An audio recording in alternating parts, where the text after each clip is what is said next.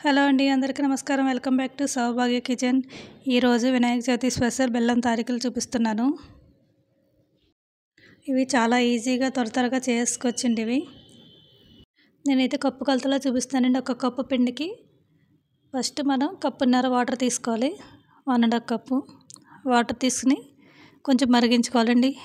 ఇలా పొంగే వరకు మరిగించుకొని కొంచెం సాల్ట్ వేసుకోవాలి. ఇప్పుడు స్టవ్ ఆఫ్ చేసుకోవాలండి. స్టవ్ ఆఫ్ చేసుకున్న తర్వాత అప్పుడు పిండి వేసి కలిపేసుకోవడమే. పిండి ఉడకబెట్టాల్సిన అవసరం లేదు మనం, ఎందుకంటే మళ్ళీ 10 నిమిషాలైనా ఉడకబెడతాం కదా తర్వాత తాలికలు చేసిన తర్వాత. అందుకని స్టవ్ ఆఫ్ చేసి ఇలా కలిపేసుకోవాలి. స్మూత్గా అయిపోతుందండి ఇది.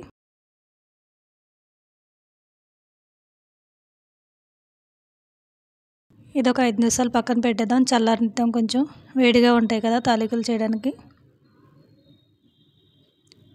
కొంచెం గోరువెచ్చగా ఉన్నప్పుడు మనం తాలికలు చేసుకుంటే ఈజీగా వచ్చేస్తాయండి ఇవి. కొంచెం చల్లారింది. ఇప్పుడైతే ఈ పండి ముద్దని ఒక ప్లేట్లోకి తీసేసుకుందాం. దీన్ని ఒక్కసారి ఇలా చపాతీ పిండి కలిపినట్టు కలిపితే గట్టిగా స్మూత్గా వస్తాయని తాలికలు కూడా నీట్గా వస్తాయి ఇలా కలపడం వల్ల. దీనికోసం మనం నూనె, నెయ్యి అలాంటివి ఏమి వాడాల్సిన అవసరం లేదు. మనం బియ్యం పిండిని వాడి దీంట్లో తాలికలు చేసుకుందాం. బియ్యం పిండి అయితే పొడిగా ఉంటాయండి.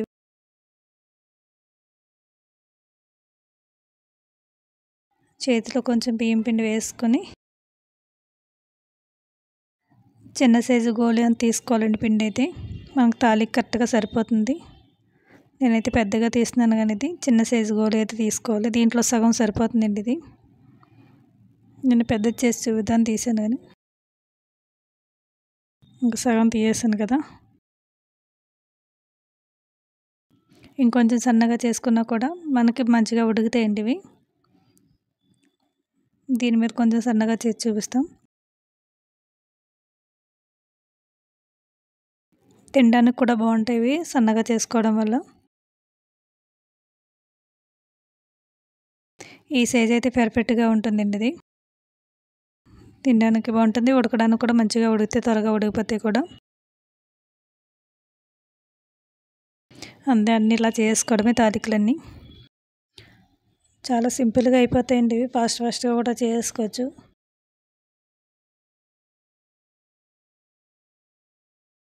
మన చేతిలో బియ్యం పిండి వేసుకుంటూ ఉండాలండి, ఎందుకంటే మన చేతికి అతుక్కోవు. తాలికలు కూడా ఒకదానికొకటి అతుక్కోకుండా విడివిడిగా ఉంటాయి ఇవి. అందుకే పిండి వేసుకుంటూ ఉండాలి మనం. అన్నీ ఇలా చేసుకుందాం మొత్తం.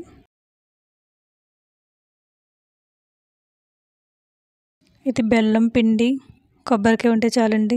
మనం పండగనే కాదు, వినాయక చవితి అనే కాదు, ఎప్పుడైనా కూడా స్వీట్ తినాలనిపిస్తే అప్పటికప్పుడు చేసుకోవచ్చు.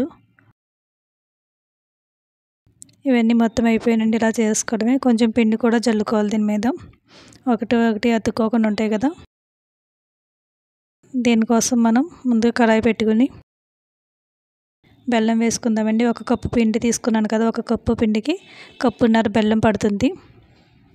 కరెక్ట్గా కప్పున్నర అయితే కరెక్ట్గా సరిపోతుందండి. ఇది ఎక్కువ తక్కువ అది కరెక్ట్గా ఉంటుంది.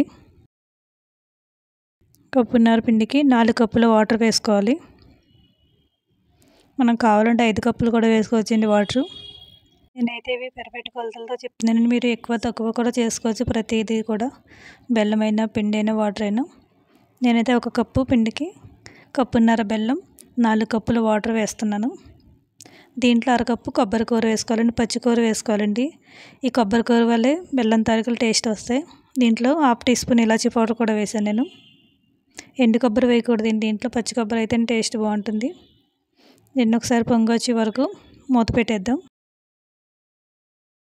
ఒక 5 నిమిషాల తర్వాత పొంగొచ్చిన తర్వాత అప్పుడు బెల్లం తాలికలు వేసుకోవాలండి. ఇవి ఒకసారి పొంగొచ్చింది కదా, ఇది దీంట్లోనే చిక్కదనం కోసం 2 స్పూన్లు బియ్యం పిండి వేసుకుందాం. ఈ బియ్యం పిండి అనేది 1 స్పూన్ అయినా 2 స్పూన్లు అయినా మన ఇష్టం అండి. మనకి ఎంత చిక్కదనం కావాలో అంత వేసుకోవచ్చు. ఎక్కువ వేయాల్సిన అవసరం లేదు. ఆల్రెడీ కొబ్బరి కూర అయ్యి ఉన్నది కదా. నేనైతే 2 స్పూన్లు బియ్యం పిండి వేస్తున్నాను. ఈ పిండి ఉండలు కట్టకుండా వెంటనే కలిపేసుకోవాలండి. ఇది 2 స్పూన్లు అయితే పర్ఫెక్ట్గా సరిపోతుందండి. ఇది ఇది కలిసిపోయిన తర్వాత మనం దీంట్లోనే బెల్లం తాలికలు వేసుకోవాలి. ఈ తాలికలన్నీ ఒకసారి వేయకూడదండి, 3 సార్లు అయినా వేసుకోవాలి. ఇలా కొంచెం వేసిన తర్వాత గరిటె పెట్టి కలపకుండా మూత పెట్టేద్దాం. మూత పెట్టేసిన తర్వాత మళ్ళీ పొంగు వచ్చిన తర్వాత అప్పుడు మళ్ళీ కొంచెం తాలికలు వేసుకోవాలండి. ఇవి చూసారు కదా, కొంచెం మరుగుతుంది కదా. ఇప్పుడు మిగతావి వేద్దాం. అలా 3 సార్లు వేయాలి, అన్నీ ఒకసారి వేయకుండా. మళ్ళీ వేసిన తర్వాత మళ్ళీ మూత పెట్టేయాలి. మళ్ళీ మూడోసారి పొంగు వచ్చిన తర్వాత అప్పుడు మిగతావి వేసేద్దాం. మళ్ళీ పొంగు వస్తుంది కదా, ఇప్పుడు మిగిలినవన్నీ వేసుకుందామండి. ఇవి ఒక 5 మినిట్స్ వరకు గరిటె పెట్టకుండా ఉంటేనే బాగుంటాయండి, విడిపోకుండా ఉంటాయి. అవి ఉడికే వరకు గరిటె పెట్టకూడదండి, దీంట్లోని కలపకూడదు, లేకపోతే విడిపోతే కలిపామంటేని. అందుకే మనకి పైకి తేలుతుంటే ఒకసారి గరిటెతో ఇలా కిందకి వేసుకోవాలి. అంతే, చూసారు కదా, పలుచగా ఉంది కదా. త్వరగా ఉడికిపోతాయండి ఇవి, 10-15 నిమిషాల్లో ఉడికిపోతాయి. ఇలా పలుచగా ఉన్నప్పుడే స్టవ్ ఆఫ్ చేసుకోవాలండి, ఎందుకంటే చల్లారిన తర్వాత చిక్కబడిపోద్ది ఇది.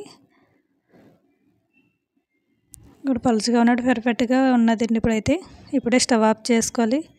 వీడియో నచ్చితే మాత్రం లైక్ చేయండి, షేర్ చేయండి, సబ్స్క్రైబ్ చేయడం మర్చిపోకండి. వినాయక చవితి కంపల్సరీ చేసుకోండి ఇదైతే. ఇప్పుడు మనం స్టవ్ ఆఫ్ చేసి ఆ బౌల్లో తీసేసుకుందాం. నేనైతే ఇది తెల్లగా ఉన్న బెల్లం వాడానండి, టేస్ట్ అయితే బాగుంటుంది. కలర్ అయితే మాత్రం తెల్లగానే ఉంది. ఇది మనం బెల్లాన్ని పెట్టి కూడా టేస్ట్ మారుతుందండి, ఇది కలర్ కూడా మారుతుంది. బెల్లం తాలికలు రెడీ అయిపోయానండి. Thank you for watching.